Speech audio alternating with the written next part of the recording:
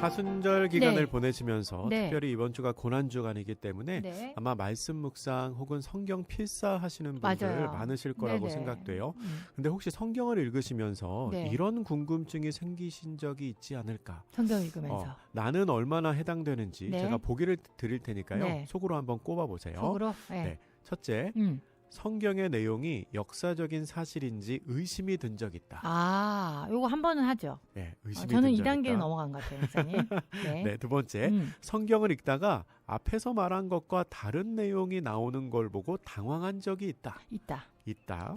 세 번째, 기분 탓인지는 모르겠는데 자꾸 같은 내용이 반복되는 것 같은 느낌이 든다. 있다. 맞다. 예, 맞아요. 네 번째, 솔직히 이해가 안 되는 부분이 많은데 믿음이 없다는 소리를 들을까 봐 못 물어보겠다.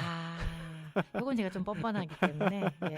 네, 이렇게 제가 4가지 정도 질문을 드렸는데 네. 혹시 이 보기의 내용 중에 네. 하나라도 해당이 되신다면 제가 오늘 소개해드리는 이 책을 읽으시면 도움이 됩니다. 와우, 그렇군요. 네. 네. 저는 반드시 읽어야 되는군요. 네, 저 2개가 해당됐거든요. 2개가 해당되세요. 네.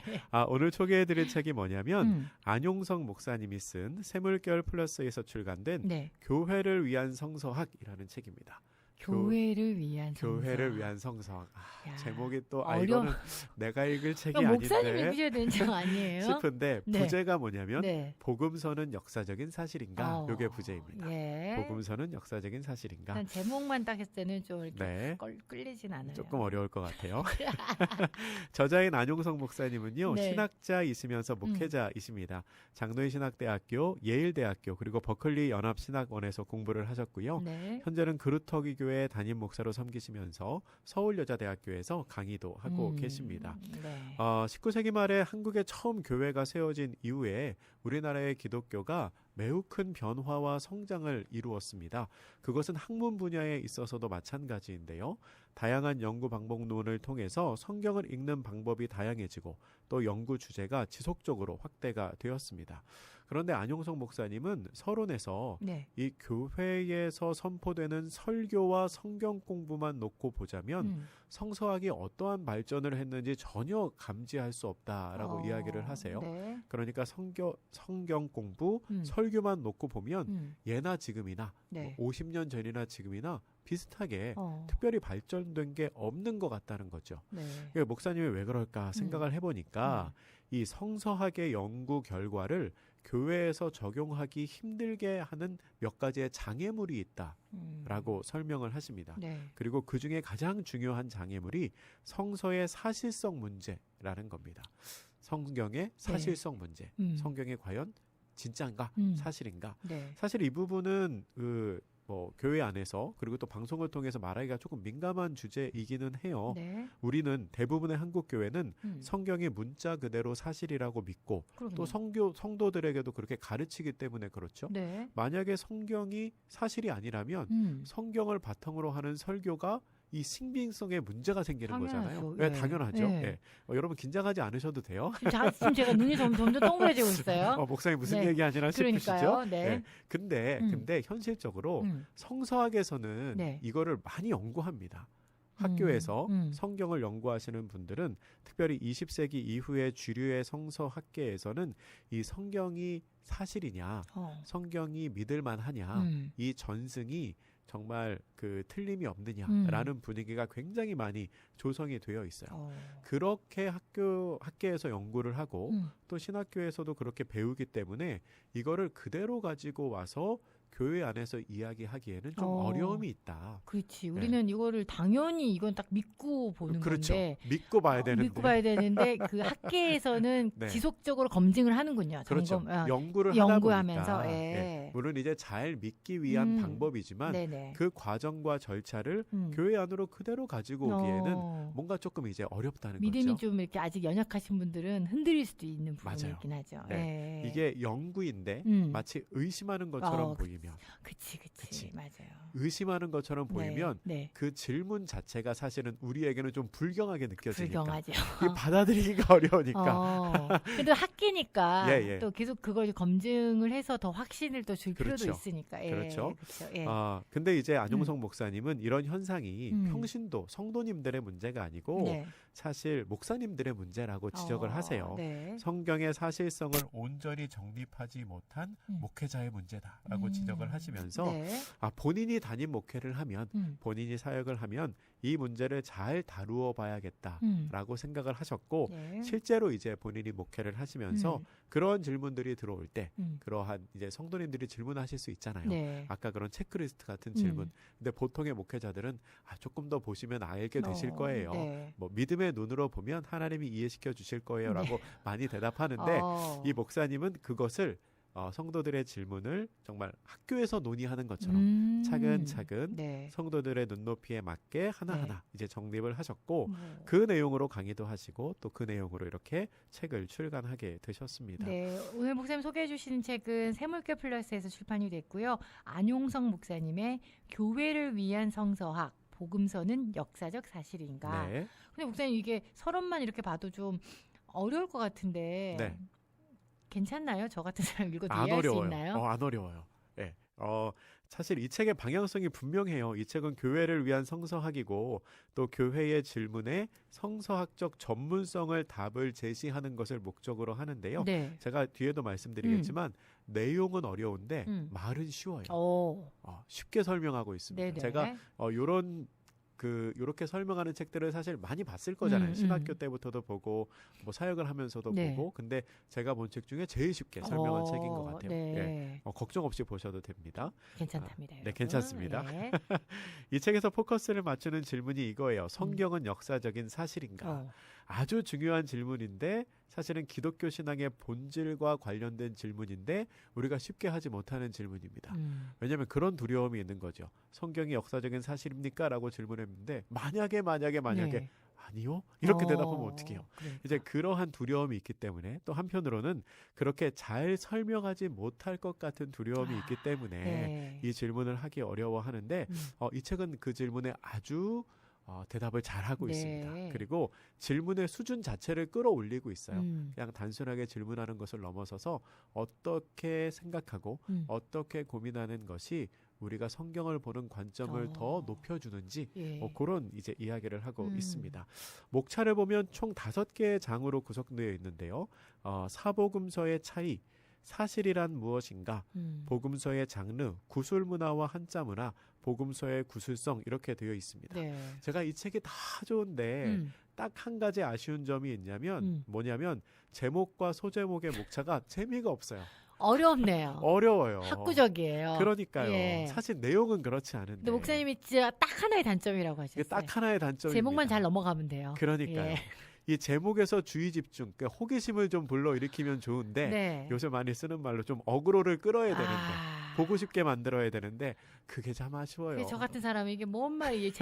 제목을 읽었는데도 이게 뭐 구술문화와 문자문화, 구술성, 막 어려워요. 어렵죠. 네. 근데 제목만 어렵답니다. 네. 내용은 쉽다고 내용은 하셨어요. 쉬워요. 예. 이 사복음서의 차이라는 부분은 사복음서에 분명한 차이가 있다는 거예요. 네. 차이가 없다고 말하면 좋겠지만 사실 차이가 있어요. 네. 우리는 사복음서, 공관복음도 이렇게 비교하다 보면 같은 시기가, 사건도 맞아요. 같은 사건도 시기가 다를 때도 있고 말한 사람이 다를 때도 있고 그래서 네. 왜 이렇게 차이가 생기는 거야 궁금할 때가 있죠. 근데 이제 그 두 번째 장인 사실인가 무엇인가부터 이제 본격적으로 논의가 시작되는데요. 사실의 의미가 뭐냐? 우리가 말하는 사실관계가 틀렸기 때문에 이건 다르다라고 말하는데 그럼 그 사실관계라는 게 뭐냐라는 것부터 이제 논의를 시작을 하고 네. 또 복음서의 장르는 무엇이냐 이 장르가 무엇이냐에 따라서 중요하게 생각하는 문제가 달라지거든요. 네네. 예를 들어 이걸 전기라고 말하면 사실에 근거하여 정확하게 기술하는 것에 목적이 있겠고 설교문이라고 말하면 그 메시지를 전달하는 데 그쵸. 목적이 있을 거예요. 네. 그런 장르의 차이에 있어서도 또 이런 여러 가지 표현법이 좀 설명을 합니다. 달라지겠죠. 네. 예. 맞아요. 제가 이 책 조금 한번 읽어드릴게요. 네.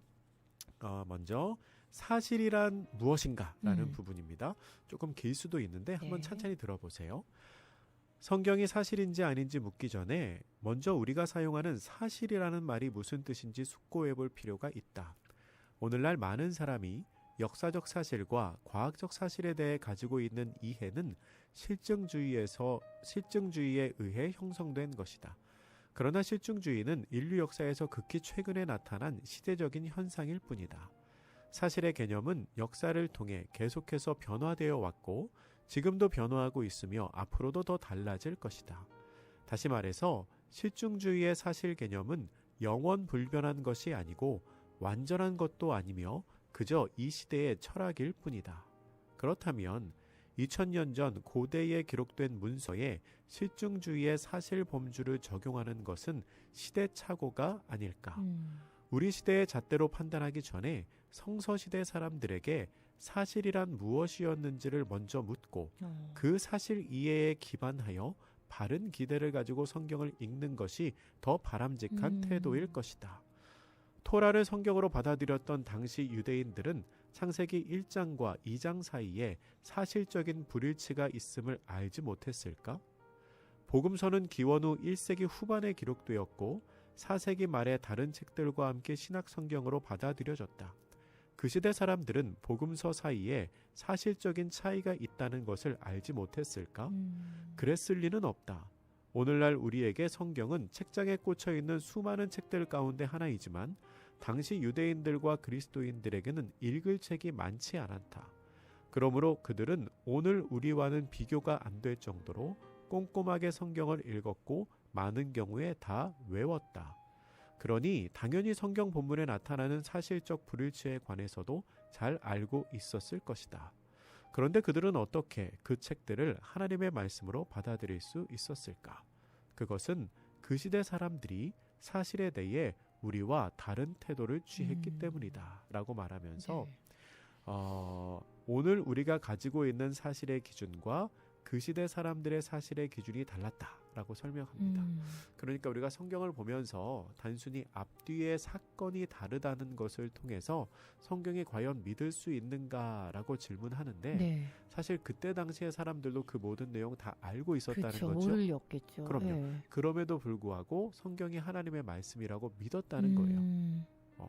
그것은 그때 당시의 사실이라고 말하는 것과 지금 우리가 사실이라고 말하는 것이 차이가 있기 때문이다 라고 설명을 하고 있습니다.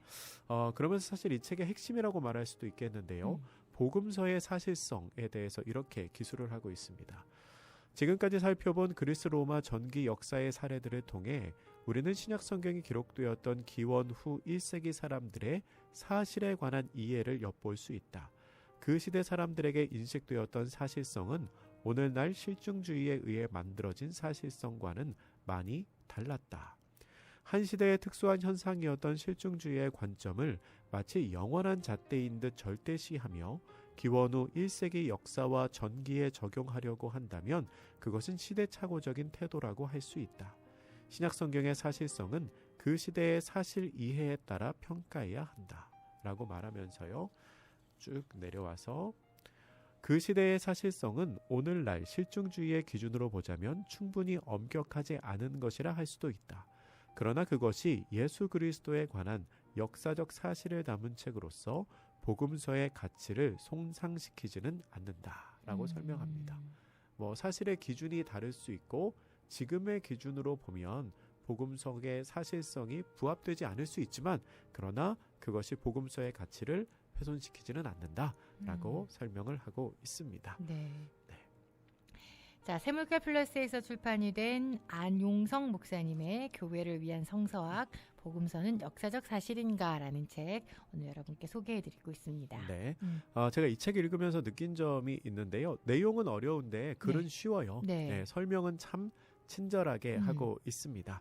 그리고 제목 그대로 교회와 목회자들을 위한 책인 게 느껴집니다. 때로는 교회와 목회자를 위해서 썼다고 하는데 읽다가 좀 힘든 책도 있어요. 그러니까 지식적인 사실은 굉장히 탁월한데 읽으면 읽을수록 이게 교회에 적용시킬 수 있나 하는 생각이 들게 하는 책들도 있거든요. 막 문제 제기만 하고 봉합하지 않는 책들도 있는데 이 책은 그렇지 않습니다. 개인적으로는 읽으면서 마음이 참 즐거웠어요. 즐거우셨어요? 마음이 즐거웠습니다. 지적인 호기심과 또 정서적인 안정감이 동시에 충족되는 그런 느낌을 받았습니다. 네. 우리가 설교를 들을 때 네. 교회에서 설교를 들을 때 은혜 받았습니다라는 말에는 세 가지의 의미가 함축되어 있다고 해요. 물론 그치? 성령님이 주시는 감동과 감화의 은혜가 있는데 그렇죠. 그것 말고 네. 첫째로 설교자의 말씀 해석에 동의합니다. 그렇죠. 내가 네. 전적으로 동의합니다. 그리고 두 번째로 몰랐던 사실을 깨달았습니다. 맞아요. 그 기쁨도 네, 커요. 내가 네. 새롭게 알게 됐습니다. 그리고 세 번째로 이 말씀이 나에게 도전이 됩니다. 맞아요. 이것을 우리가 이게 통칭해서 그냥 은혜 받았습니다라고 표현한다고 하는데요. 네. 그런 의미로 보자면 저는 이 책을 읽으면서 은혜 받은 것 같아요. 네. 또 많은 걸 또 배우셨군요. 네, 네. 많이 배웠습니다. 이 해석에 동의하고 네. 몰랐던 사실을 깨달았고 또 또 읽으면서 도전이 되는 부분이 있었습니다. 네. 마지막으로 이런 분들에게 추천합니다. 교회를 섬기시는 사역자분들 이 책 읽어보시면 좋을 것 같고요. 그리고 성경의 역사성에 대해서 고민이 있으셨던 분들도 네. 많은 도움을 얻으실 수 있을 것 같습니다. 네. 그리고 앞에 체크리스트 네. 목사님 4개 주셨는데 해당된다고 생각하시는 분들 저는 2개가 해당이 됐었거든요. 네, 꼭 여러분들도 읽어보시기 바랍니다. 읽어보시면 좋을 것 같습니다. 네.